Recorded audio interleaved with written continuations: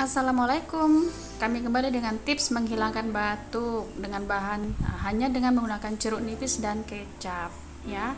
Ini jeruk nipisnya kami beli di pasar setengah kilo 4.000 kalau di Batam. Mungkin di tempat lain jauh lebih murah. Kecapnya boleh merek apa saja, yang penting kecap manis dan disukai oleh keluarga. Silahkan, terserah mereknya. Ya, untuk pertama-tama jeruknya kita belah dua. Pastikan ambil jeruk yang kira-kira banyak airnya. Setelah itu kita akan peras airnya ke sendok. Ini ke sendok kenapa? Karena untuk memudahkan langsung meminum sekali buat ya. Boleh juga diperas lebih banyak ke tempat lain. Dan jangan lupa bijinya kita buang biar memudahkan kita pada saat meminum obatnya nanti.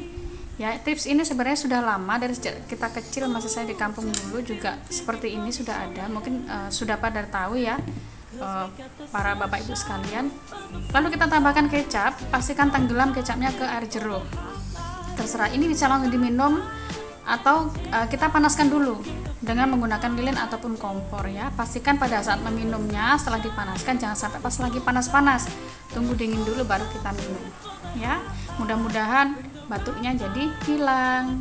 Terima kasih, tunggu lagi tips kami ya.